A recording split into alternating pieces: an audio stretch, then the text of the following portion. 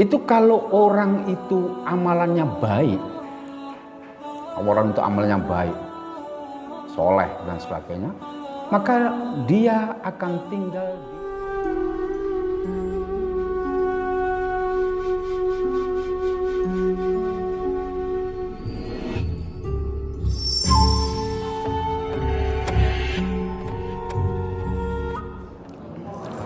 Bismillah. Assalamualaikum warahmatullahi wabarakatuh. Innal hamdalillah nahmaduhu wa nasta'inuhu wa nastaghfiruh wa na'udzu billahi min shururi anfusina wa min sayyiati a'malina.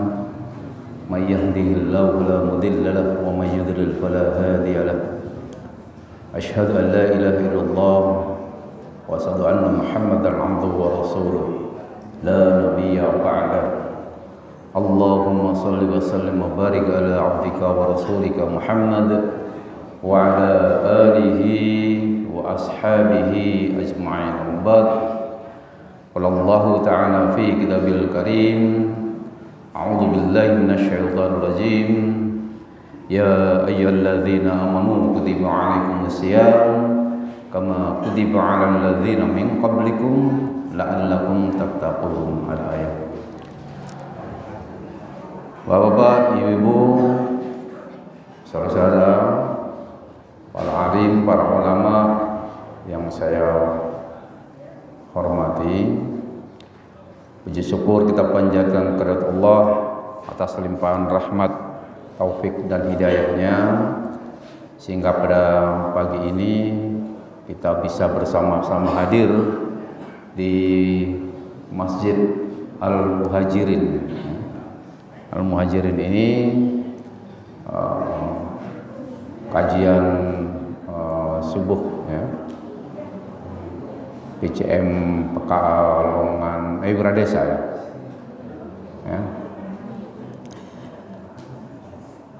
Alhamdulillah kita dalam keadaan sehat walafiat, dan alhamdulillah Allah masih memberikan kita kesempatan, masih menjaga iman kita, sehingga di bulan Ramadan ini kita bisa mengisi amalan-amalan yang baik. Mudah-mudahan semua amal bisa diterima Allah Subhanahu wa taala. Salawat dan salam mudah-mudahan terlimpah pada junjungan kita Nabi besar Muhammad sallallahu alaihi wasallam beserta keluarga, sahabat, dan tentunya kita nanti dapat masuk dalam golongan umat beliau yang dapat syafaatnya di yaumil akhir. Amin.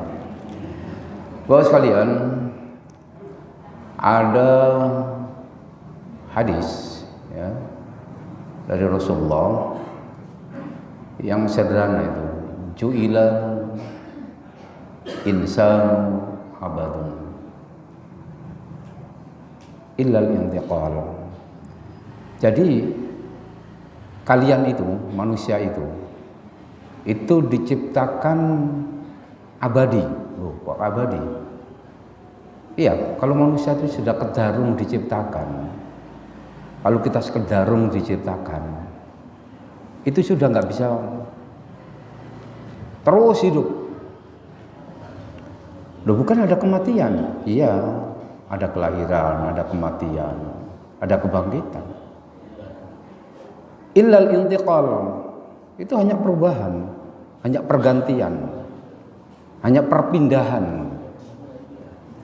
Jadi kalau kita sudah kedarung hidup, ya selamanya hidup. Ya, kalau kita sudah kedarung hidup, kedarung diciptakan oleh Allah, maka kita akan hidup terus. Ya persoalan sekarang, setelah kita diciptakan oleh Allah, lalu kita mau ngapa? Mau kemana? Itu pertanyaannya.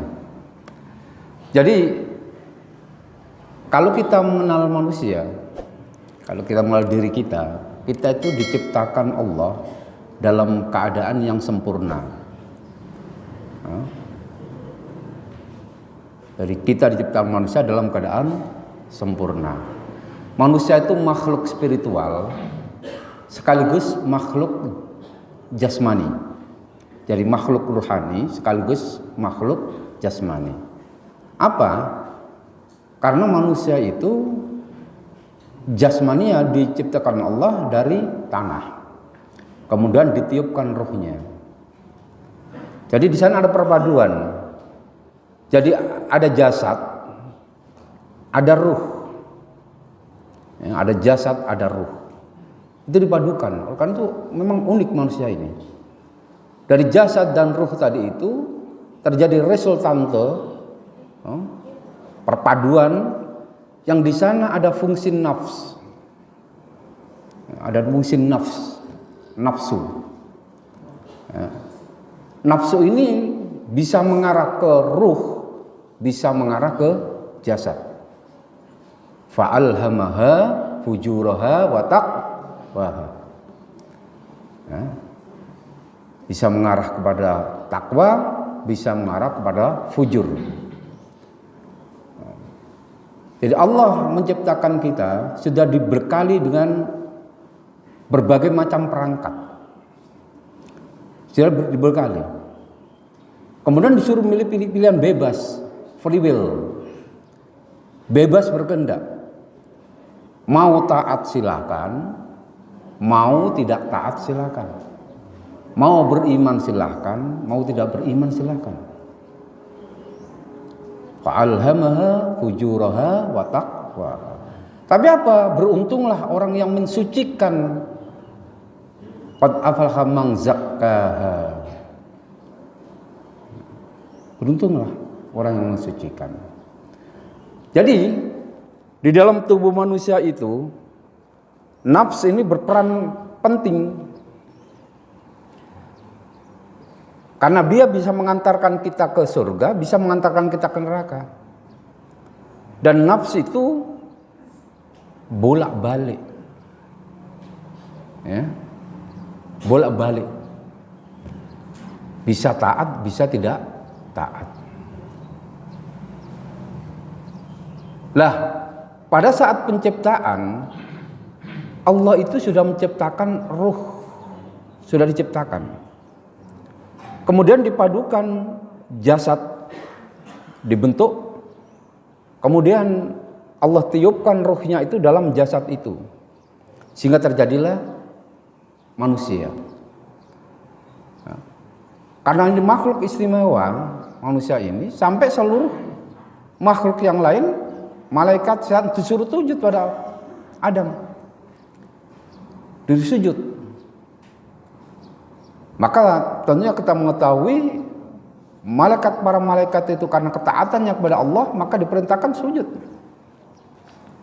Iblis karena merasa dirinya paling benar, dirinya paling bagus ciptaannya, maka dia nggak mau sujud. Nggak mau sujud. Karena apa? Gengsi itu. Gengsi, nggak mau dah saya sujud pada Adam. Loh, bukankah dia kamu ciptakan dari tanah, saya kau ciptakan dari nar, dari api. Dari menurut iblis itu esensi api jauh lebih tinggi daripada esensi tanah. Apakah benar? Secara ilmiah nggak bisa dibuktikan itu.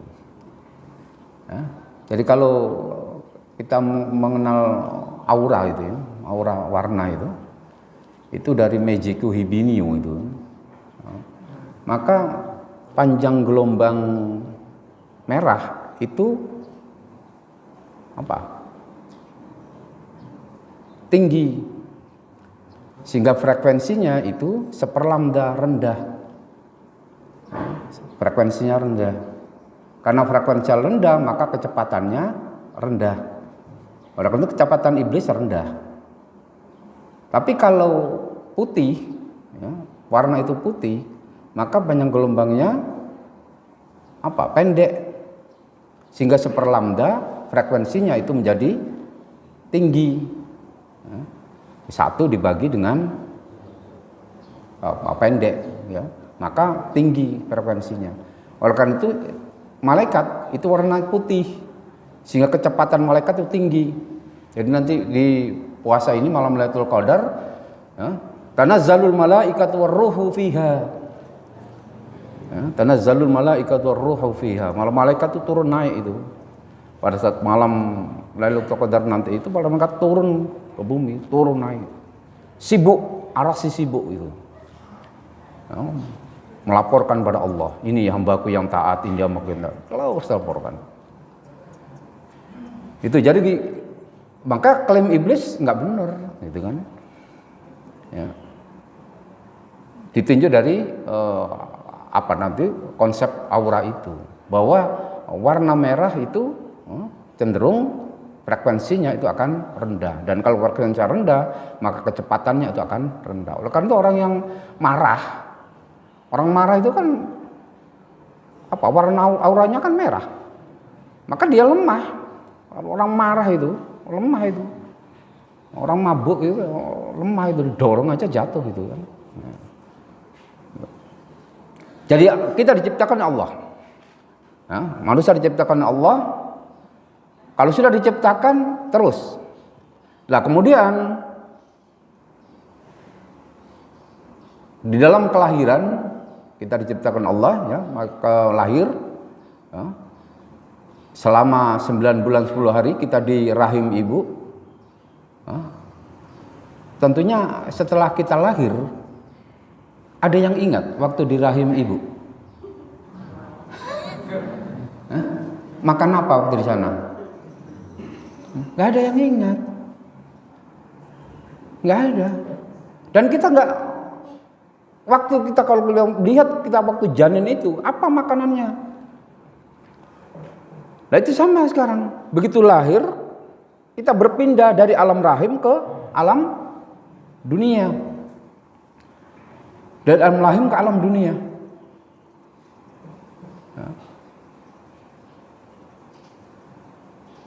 Nah jadi perpindahan dari alam rahim ke alam dunia itu apa? Manusia tadi sudah menginjakkan dunia.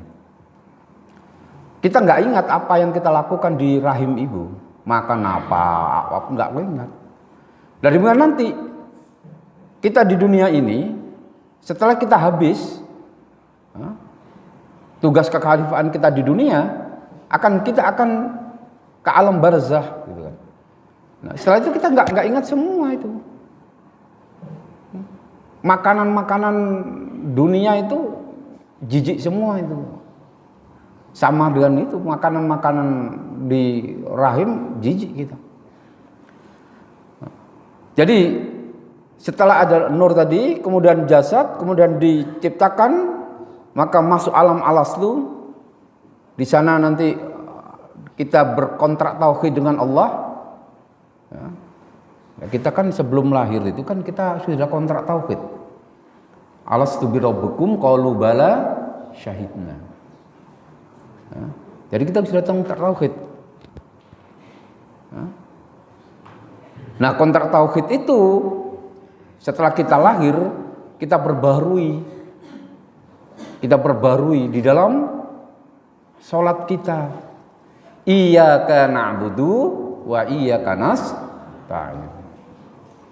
Hanya kepadamu ya Allah aku menyembah, dan hanya kepadamu aku minta pertolongan.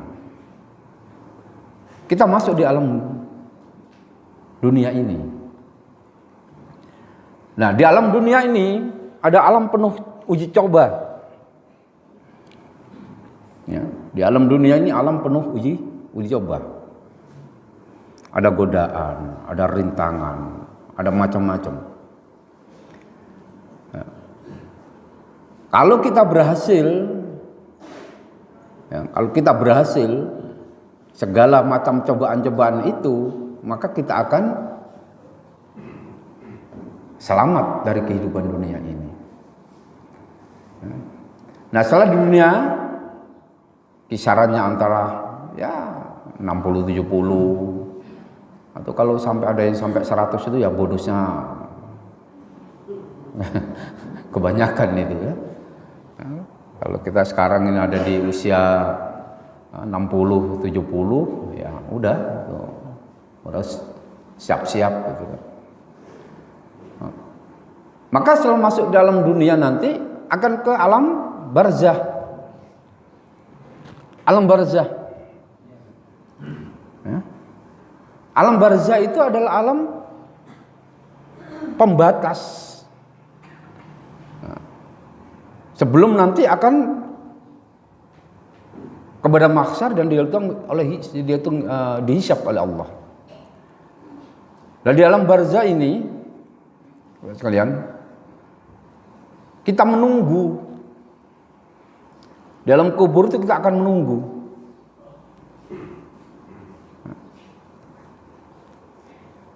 Kita akan menunggu di alam barzah ini. Ingat bahwa semua yang berjiwa itu akan mati.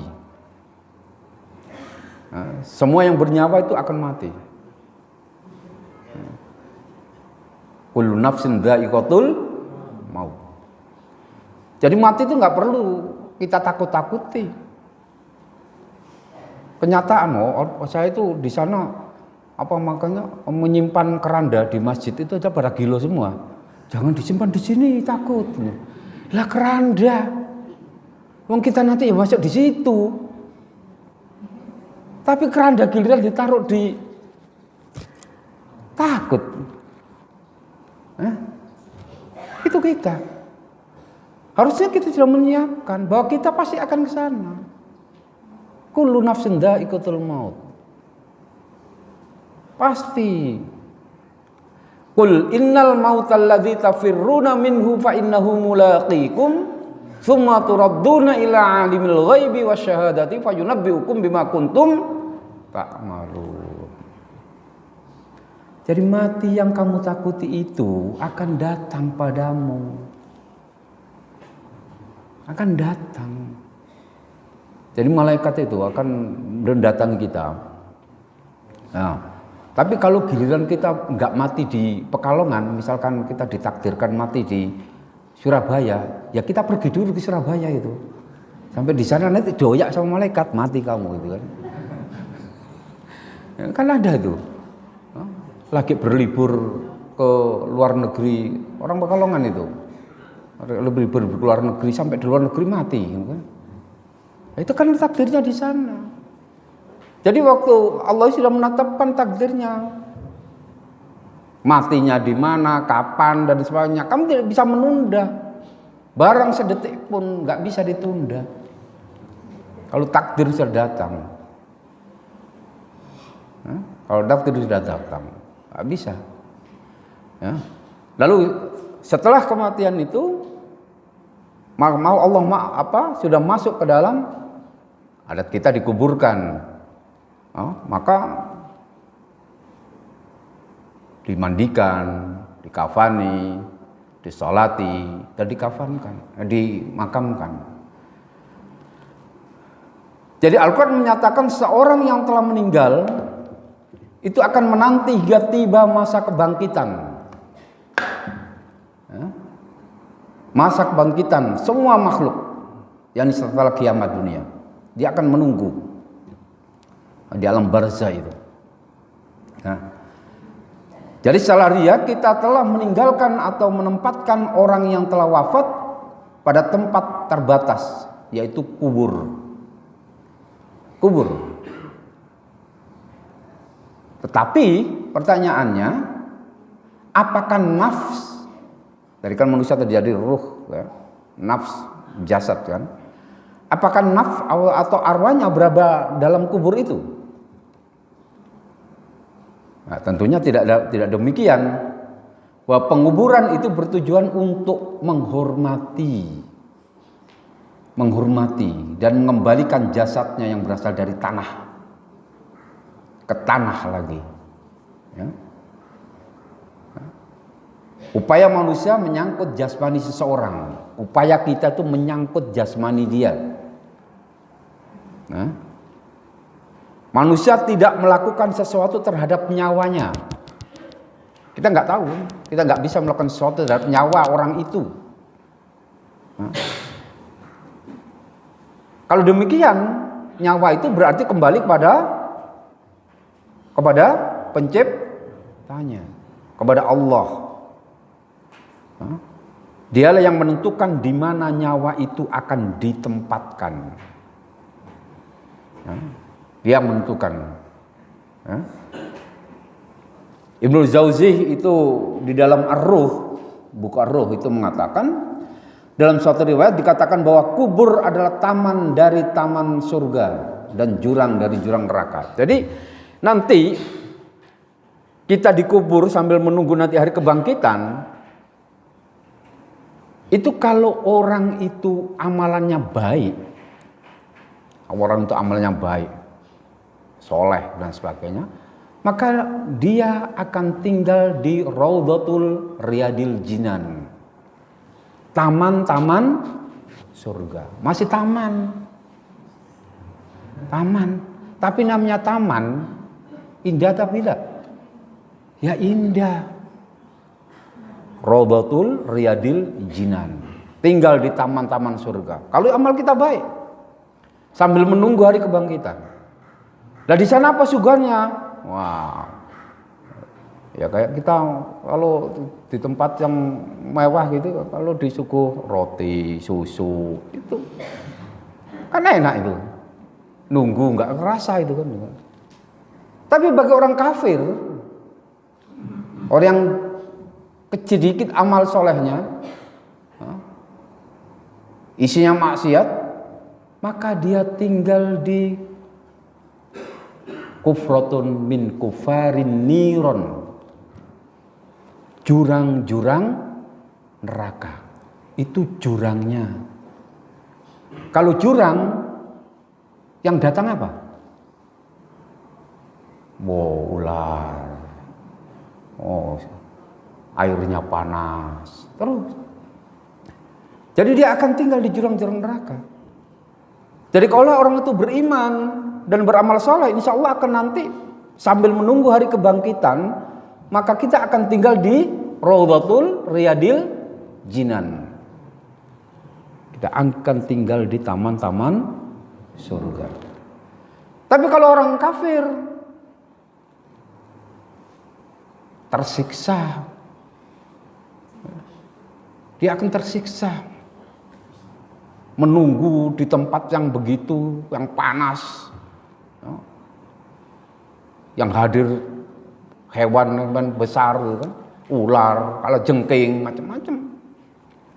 Kufratun min kufarin niron. Jadi kita harus percaya bahwa ada siksa kubur dan ada nikmat kubur. Ada siksa kubur dan ada nikmat kubur di alam barzah itu. Demikian juga tulis Ibnu Qayyim, kata Abdul Qayyim. Ya. Nah, Syekh Hasan Al-Makhluf itu mengatakan alam ruh memiliki perbedaan yang beraneka ragam dengan alam materi, baik keadaan maupun perkembangannya. Ruh adalah wahyu dari urusan Allah yang dicampakkan ke dalam tubuh dalam kehidupan di dunia ini, sehingga menghasilkan rasa gerak. Ruh itu menimbulkan gerak, bisa makan, bisa macam-macam. Itu manusia. Tapi kalau sudah nggak ada ruh, nggak ada apa, ya udah mati. Makanya manusia itu, kalau dia tidak mengembangkan spiritualnya, tidak mengembangkan ruhnya, maka kayak bangkai saja. Kayak bangkai. Ya. Nah spiritual itu harus dipelihara, harus dijaga. Makanan-makanan spiritual itu dengan zikir kepada Allah. Kalau orang tidak pernah puasa, tidak pernah sholat, tidak pernah apa dan sebagainya, ya kayak bangkai. Ya. Karena ruh itu yang menggerakkan kita. Waktu hidup ada ruh, nama jelas Mas Mustaqim. Nah itu gerak. Tapi ketika sudah dicabut, dipisahkan ruh dan jasadnya, ngomongnya apa? Apa Mas Mustaqim? Bangkainya Mas Mustaqim gitu kan? Jasadnya pisah dari ruh. Jadi kalau kita tidak bisa mengembangkan spiritual kita, ya kayak bangkai saja. Kita hidup kayak bangkai. Lalu dia meninggalkan badan itu pada waktu yang telah ditentukan, yang mengakibatkan terputusnya semua keadaan. Jadi dengan demikian, apa yang dihasilkan pada badan seperti gerakan-gerakan tadi terputus dan hilang pada saat jasad menjadi rusak, menjadi benda mati atau mayit. Tetapi ruh tetap ada di alam barzah. Tetap ada di alam barzah. Jasad habis.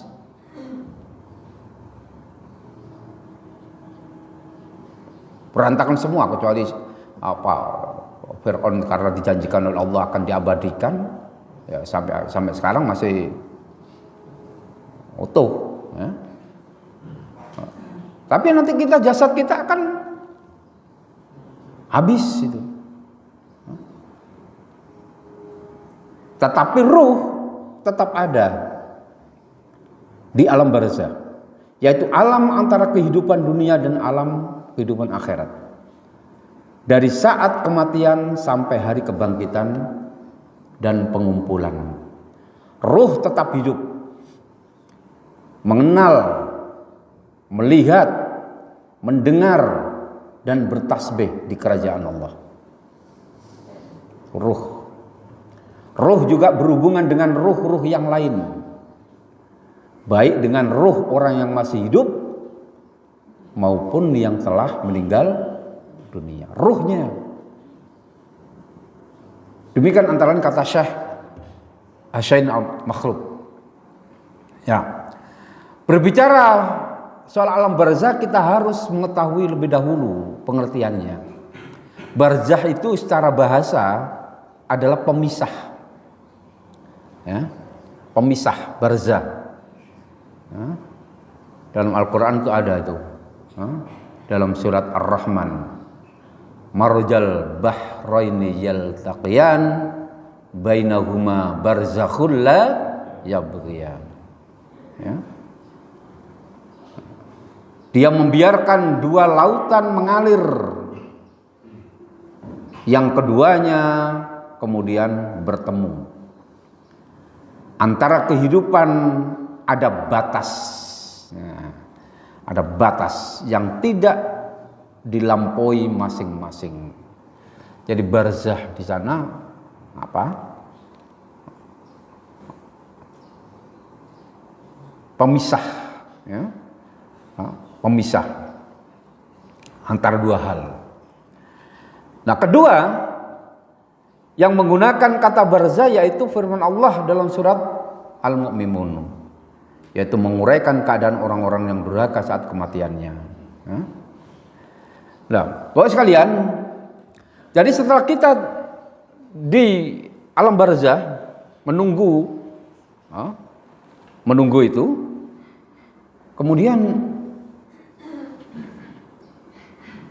kita akan dibangkitkan. Kita akan dibangkitkan. Bangkit dari alam kubur itu. Jadi saya tegaskan di sini, baik orang itu mati di kubur ataupun mati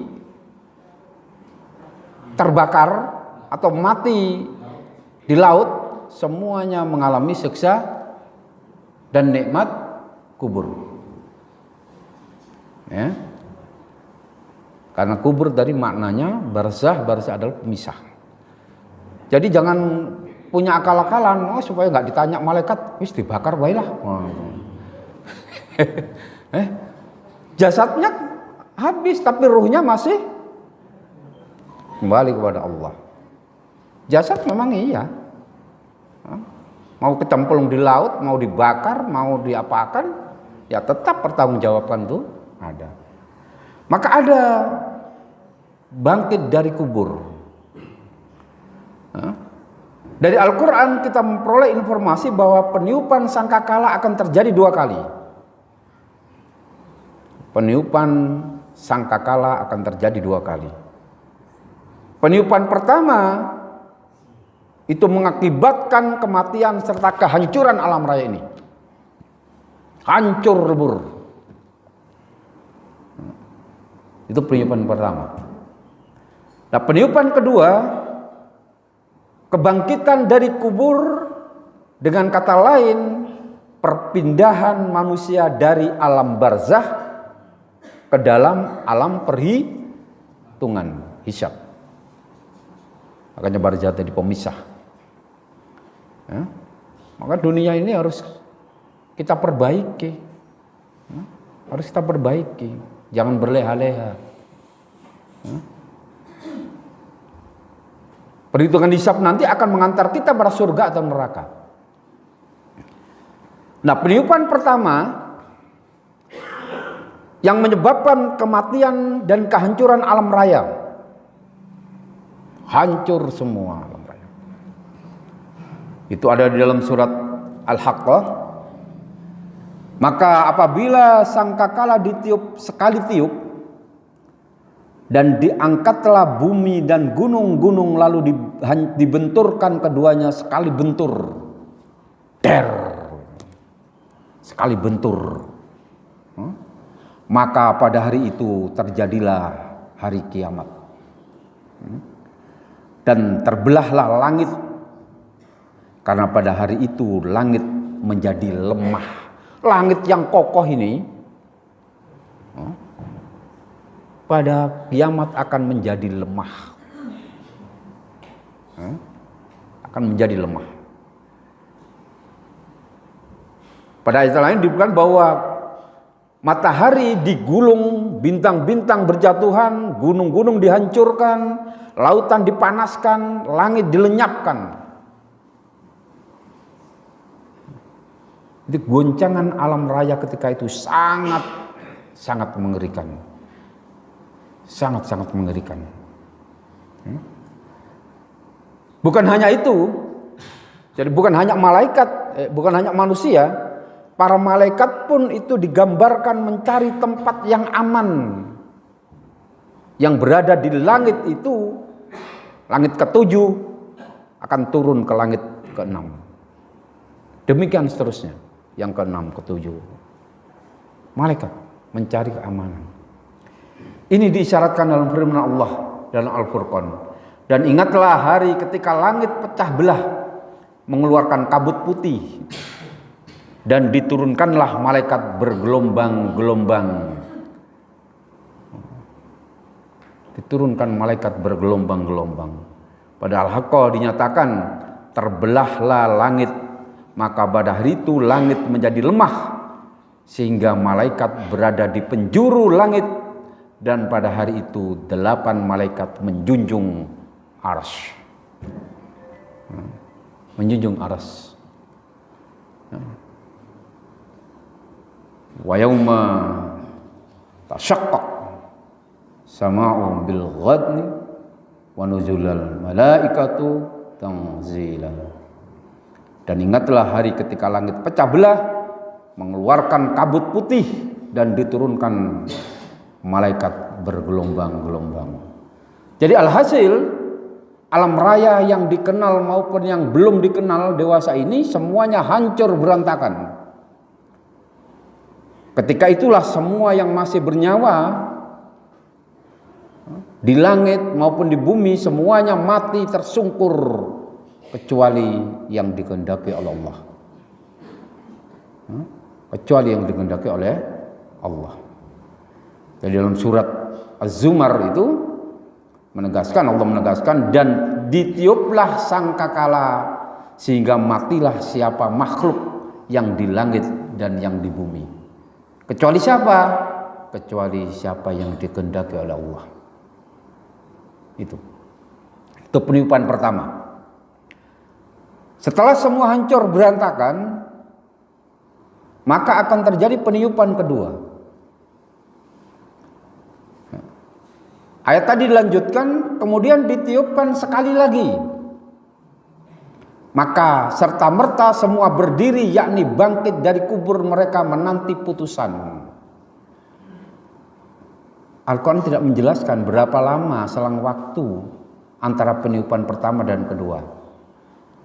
Manusia yang bangkit sesudah peniupan sangkakala kedua itu dilukiskan bahwa mereka menundukkan pandangan-pandangan keluar dari kubur-kubur mereka dalam keadaan beramai-ramai bagaikan belalang yang berterbangan.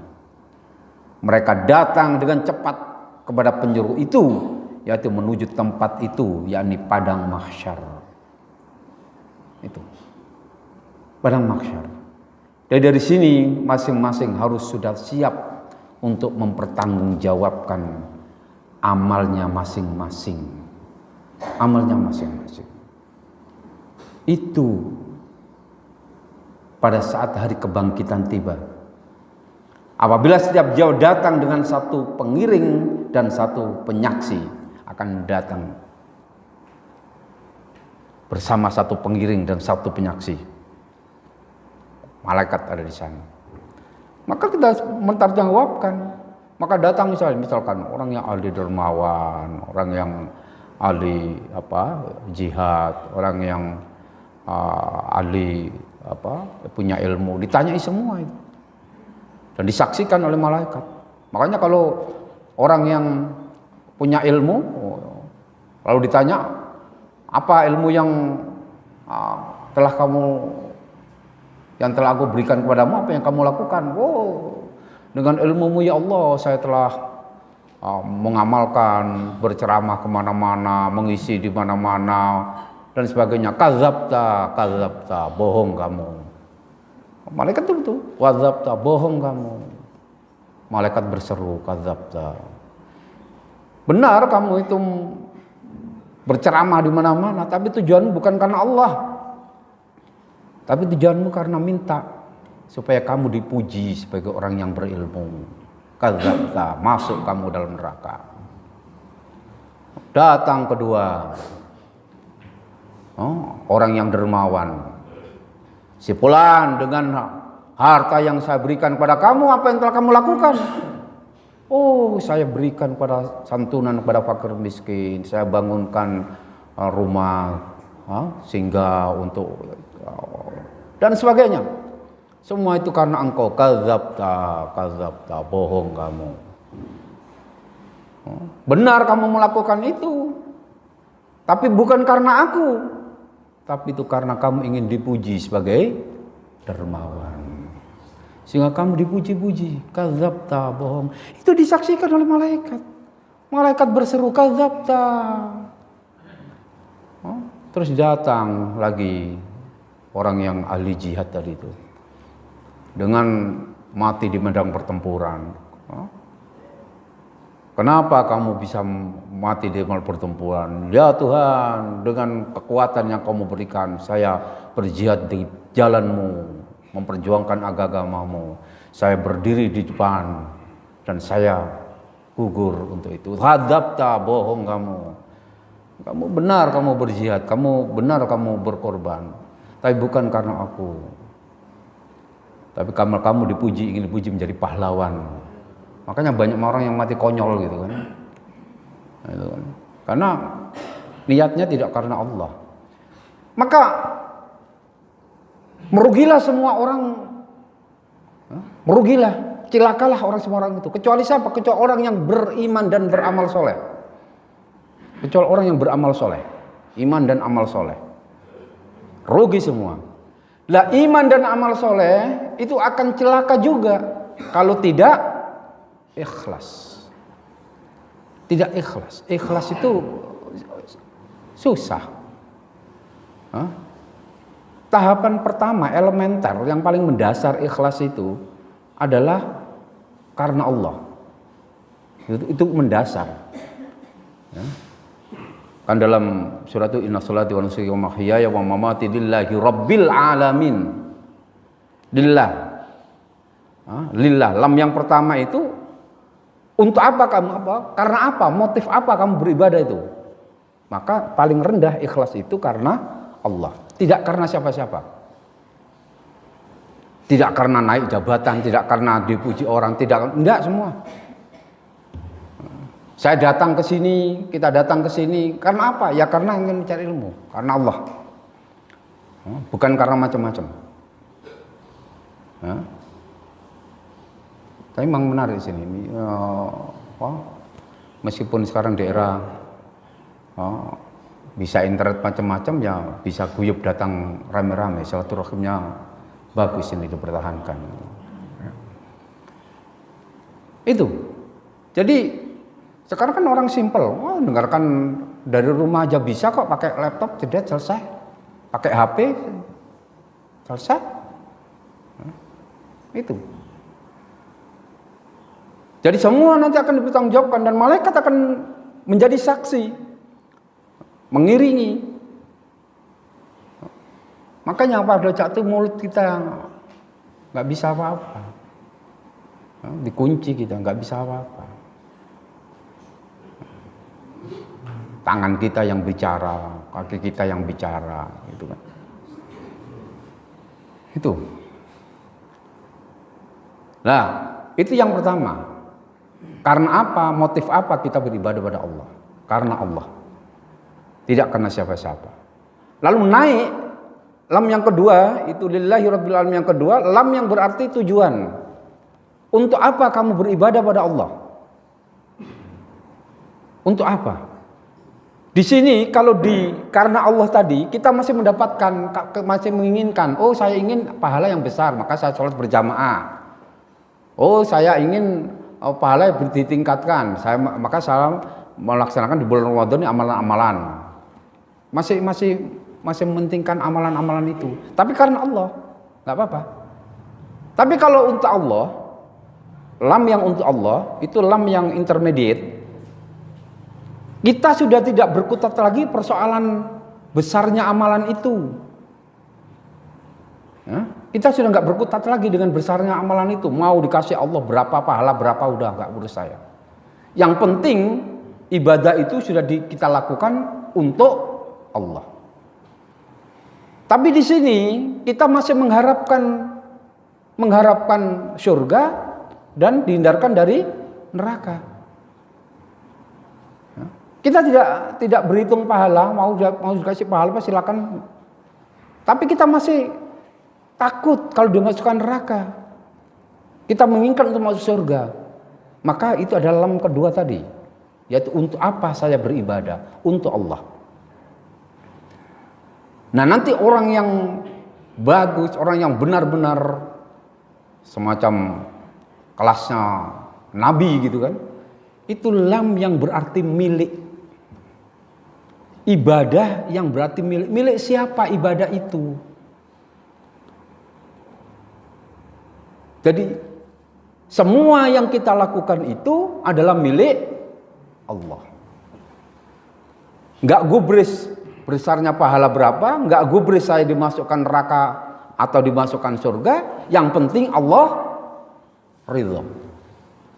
Yang penting Allah ridho. Kalau Allah ridho, nggak mungkin Allah itu mencelakai kita. Nggak mungkin Allah itu akan menempatkan kita di tempat yang buruk. Jadi lam yang berarti milik Allah, semua ibadah kita itu adalah milik Allah. Diri kita milik Allah, semua milik Allah. Saya pasrahkan semua kepada Allah. Maka kalau udah begini, ya ayyatuhan nafsul mutmainnah, irji'i ila rabbiki radiyatan mardiyah fadkhuli fi ibadi wadkhuli jannati. Itu ikhlas. Ini udah jam berapa ya? Gak ada jam nih. 6:07 ya? Lebih 7. Kurang berapa menit ya? Habis. Wah, sehabis materi ini banyak, Pak. Ini baru barzah ini ya. Baru barzah. Baik, saya tingkat. Nah. Jadi Al-Bukhari meriwayatkan hadis bahwa makhluk pertama yang mengangkat kepala menyambut seruan peniupan kedua itu adalah junjungan kita Nabi Muhammad SAW. Itu makhluk pertama yang menyambut seruan peniupan kedua. Ya. Tetapi lanjut riwayat itu, ketika beliau mengangkat kepada kepala beliau menemukan Nabi Musa alaihissalam sedang berdiri berpegangan pada kaki singgasana Allah. Rasulullah SAW berkomentar, saya tidak tahu apakah saya lebih dahulu bangkit atau Nabi Musa. Sehubungan dengan soal kebangkitan dari kubur itu, di kalangan ulama ada filosof, ada dua pendapat, yaitu ada yang mengatakan manusia dibangkitkan ruhnya saja, tidak dengan jasadnya, seperti yang dipahami oleh Ibnu Sina dan orang-orang sepaham dengannya. Tetapi Imam Al-Ghazali dan kebanyakan para ulama Islam bahwa kebangkitan kelak adalah dengan ruh dan jasad. Kebangkitan itu dengan ruh dan jasad. Ya semacam kayak Isra Mi'rajnya Rasulullah itu. Rasulullah kan Isra Mi'raj. Ya, ada yang berpendapat yang kan perjalanan kan Isra dari Masjidil Haram ke Baitul Maqdis ya. Kemudian diangkat Mi'rajan dari Baitul Maqdis ke Sidratul Muntaha. Nah, perjalanan orang yang nggak percaya kan, itu mungkin hanya arus saja, hanya mimpi aja Rasulullah ke sana. Waktu itu nggak ada pesawat, belum ada pesawat, tapi Rasulullah bisa menceritakan. Maka ada ulama yang mengatakan, nah itu hanya perjalanan ruh spiritual. Tapi mayoritas ulama meyakini bahwa perjalanan itu perjalanan dengan jasad Rasulullah, jasad Rasulullah ke Sidratul ke Baitul Maqdis, kemudian diangkat ke Sidratul Muntaha.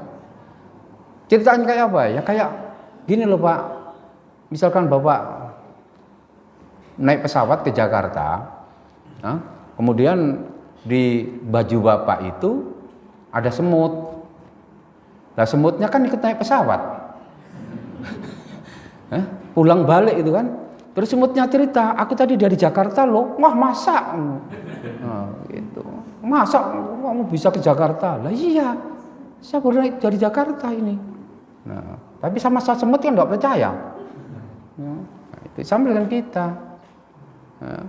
Orang-orang awam ya nggak mungkin lah kamu ke Baitul Maqdis bagaimana? Nah, itu karena dibawa oleh malaikat Jibril naik Burak itu.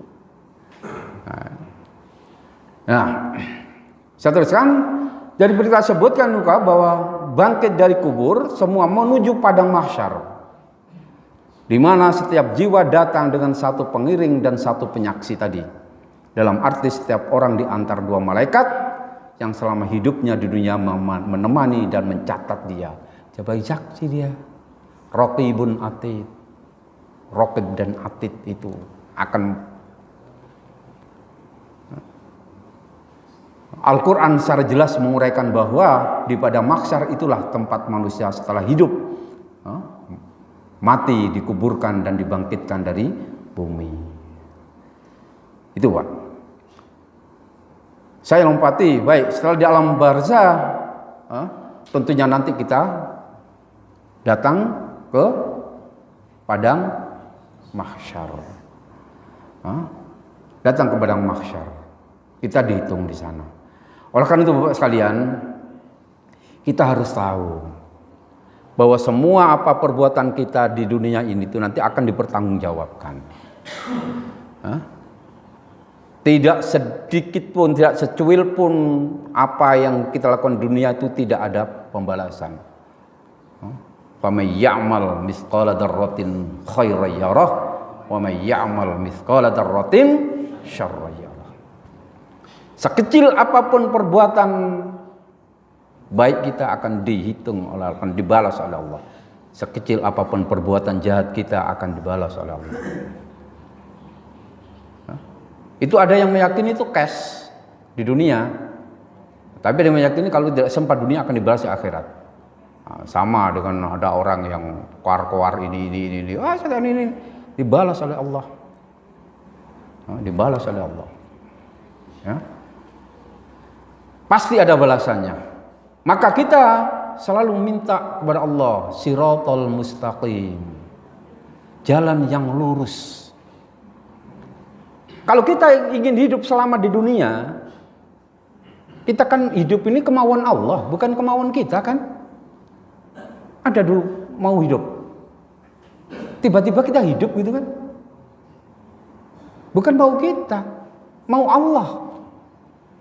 Kalau itu hidup mau Allah, kalau kita ingin selamat untuk kembali ke jalan Allah tadi, maka ikuti rambu-rambu. Rambu-rambu yang ditetapkan oleh Allah. Nah, tahu rambu-rambu dari mana? Ya tahu rambu-rambu itu dari Al-Quran dan As-Sunnah. Rambu-rambu itu ada. Jadi kalau kita itu mau mudik nanti, manusia itu mau mudik, ya kalau orang di Jakarta kemudian mudik, kalau mau mudik ke Doro, supaya nggak nyasar ke Kajen, bagaimana? Mau mudik ke Doro, arah ke Kajen.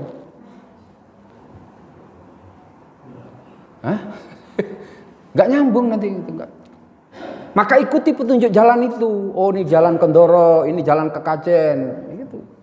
Nah, rambu-rambu itu ada di Al-Quran dan Sunnah. Ini boleh, ini nggak boleh. Ini yang kamu lakukan, ini yang kamu tidak boleh lakukan.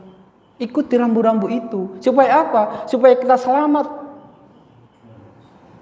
Selamat di jalan dan sampai kepada tujuan. Nah, kita datang untuk menemui Allah.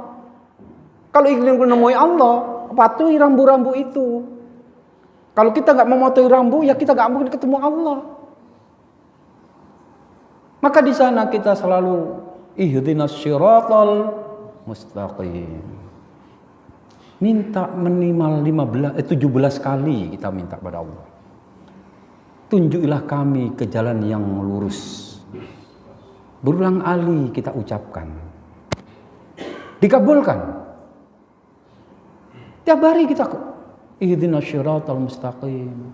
Dikabulkan. Lah siapa orang-orang yang diberikan jalan yang lurus itu? Siapa? Siapa? Diteruskan dalam ayat itu Allah menjawab. Syiratal ladzina an'amta 'alaihim ghairil maghdubi 'alaihim waladhdallin. Yaitu jalan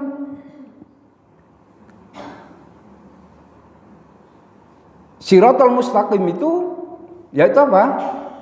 Yaitu jalan orang-orang yang telah engkau beri nikmat kepada mereka.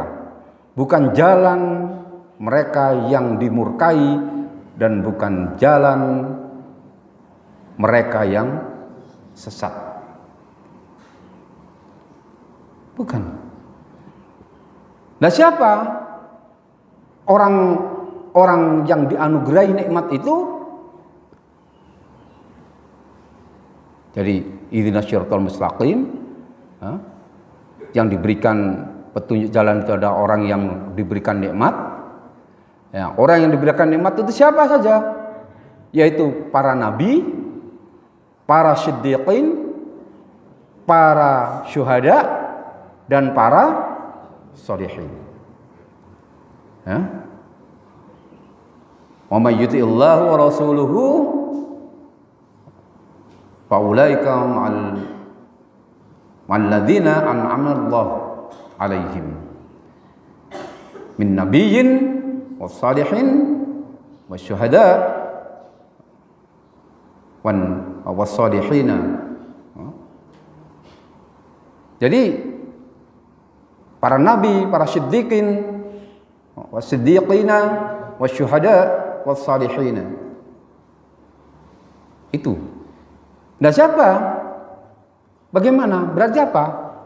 Yang mungkin bagi kita, itu adalah mana? Dari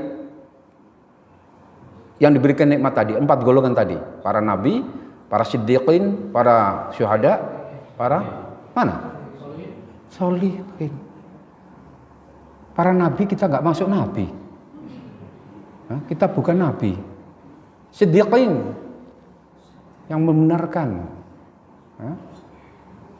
Siddiqin, syuhada, dan sholihin. Minimal yang diberikan nikmat oleh Allah, janji Allah itu di dalam Al-Fatihah itu adalah 4 orang ini, 4 kelompok ini. Nah, bagaimana cara menjadi sholihin? Bagaimana cara kita menjadi sholihin? Yaitu yang pertama adalah taubat. Loh, kok taubat dulu? Iya, taubat kita. Iman kita masih berantakan. Tadi saya mengatakan kita sudah berikrar kepada Allah, alastu birabbikum. Kemudian di dunia kita sholat iyyaka na'budu wa iyyaka nasta'in, tapi dalam prakteknya kita masih melakukan penyembahan terhadap orang lain. Dalam prakteknya kita bisa banyak melakukan permintaan pada yang lain. Maka tidak ikhlas mengatakan iyyaka na'budu wa iyyaka nasta'in. Maka taubat dulu. Bertobat pada Allah tentang iman kita. Setelah itu apa? Setelah itu beriman kepada Allah. Iman itu ya, antara iman dan Islam itu sama enggak sih, Pak? Iman dan Islam begini, kalau dalam satu kalimat single word itu berarti iman dan Islam sama. Islam macam beda. Tapi kalau infirodi, iman dan Islam sama. Jadi seperti dalam surat di Al-Quran Allah menyatakan qalatil a'rabu amanna qul lam tu'minu walakin qulu aslamna. Datang orang bara Arab Badui itu menyatakan saya telah beriman. Qalatil a'rabu amanna qul lam tu'minu, katakan kamu itu belum beriman. Walakin qulu aslamna, melainkan kamu baru berislam. Jadi pengertian iman dan Islam beda. Kalau itu dalam single word, dalam satu kalimat. Karena iman itu belum masuk dalam hatimu. Makanya dipanggil ini, yang dipanggil puasa itu ya ayyuhalladzina amanu. Karena menyangkut perintah dan larangan. Pencegahan itu berat. Puasa itu berat, Pak. Berat. Nggak boleh ini, nggak boleh itu, nggak boleh ini, banyak itu kan. Itu perintah puasa. Makanya dipanggil ya ayyuhalladzina amanu. Nah, perintah puasa itu orang pada saat tahun kedua Hijrah, pada saat peristiwa Badar. Badar itu kan perang yang besar itu kan. Nah, itu aja Rasul mengatakan kita akan masuk, kita keluar dari jihad ini, kita akan masuk ke dalam jihad yang lebih besar lagi, yaitu puasa. Itu. Makanya dipanggil itu adalah orang yang beriman. Makanya bersyukur kita masih masuk golongan orang yang beriman itu. Lah, setelah taubat beriman, kemudian apa? Amal soleh. Amanu wa amilus solihat. Gandengan itu. Iman itu tidak akan bermakna apa-apa kalau tidak ada buktinya. Saya pernah beriman, buktinya apa? Enggak ngelakukan apa-apa. Ya cuma iman toh. Nah, tapi begitu amal soleh, itu berarti dibuktikan. Nah, saya beriman kepada Allah, buktinya apa? Saya menyembah Allah, buktinya apa? Saya sholat, saya zakat, saya puasa dan sebagainya. Itu amal solehnya. Ya, amanu wa amilus solihat. Baru itu menjadi solihin. Itu paling rendah kita. Setelah solihin, meningkat